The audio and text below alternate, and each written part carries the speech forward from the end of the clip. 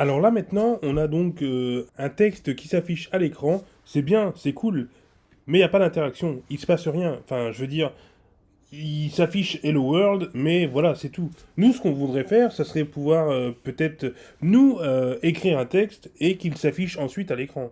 Donc, pour ce faire, on va avoir deux concepts aujourd'hui. D'une part, on va voir les inputs, donc ce qui va me permettre d'interagir avec la machine. Et d'une autre part, on va voir les variables qui nous permettent d'avoir une sorte de boîte de rangement de données et de valeurs.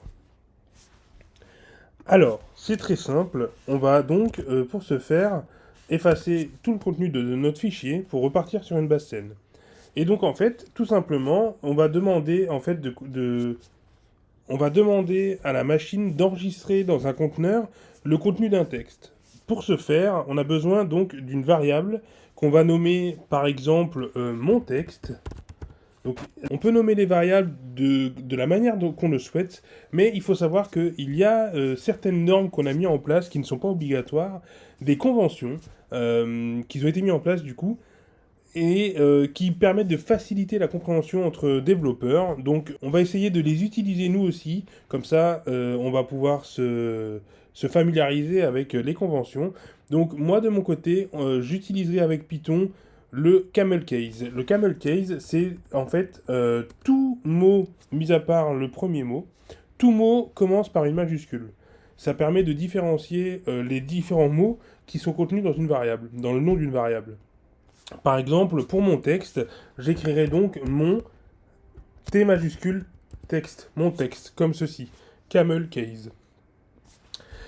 Alors, une fois que le nom de la variable a été choisi, il lui faut une valeur. Alors, actuellement, la valeur qu'on va lui assigner, eh ben, on ne la connaît pas, puisque c'est une valeur qui va être déterminée directement dans la console.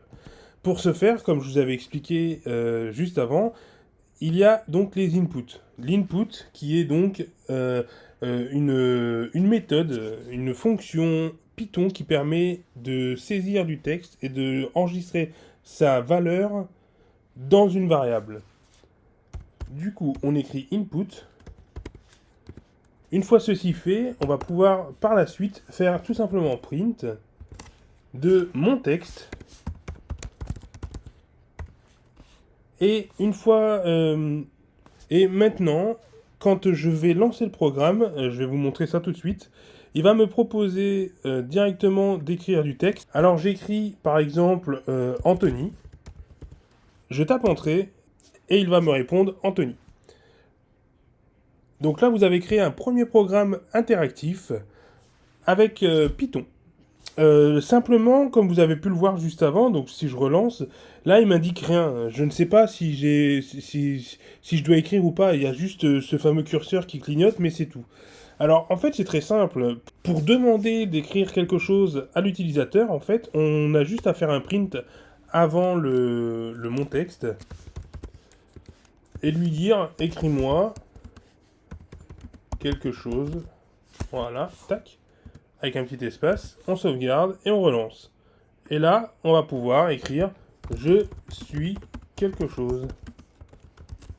Et paf.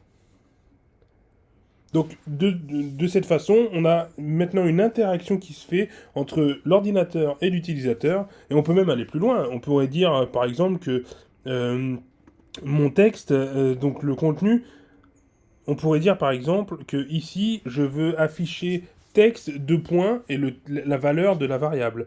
Donc on a pour ça deux méthodes possibles. Donc la première, c'est de faire ce qu'on appelle une concaténation.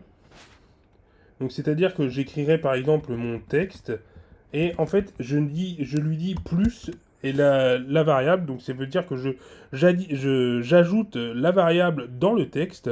Ça marche très très bien, donc vous allez voir. Hein.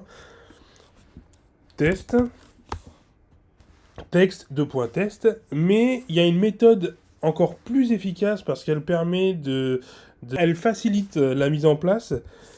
C'est tout simplement en fait, avant vos guillemets, vous mettez un F, et ensuite quand vous mettez un dollar entre accolades la variable en question, alors elle va afficher directement la valeur de cette variable.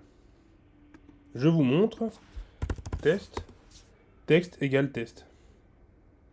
D'ailleurs, je dis une bêtise, il n'y a pas besoin de $, ça c'est en JavaScript. Retenez bien qu'avec les prints, on peut donc afficher la valeur d'une variable directement entre les guillemets grâce à F et les accolades. Donc voilà pour les premiers pas dans le développement de Python. J'espère que ça vous a plu et donc on se revoit tout de suite sur le chapitre suivant qui concernera l'intelligence de notre bot, c'est-à-dire on va voir des conditions et des boucles.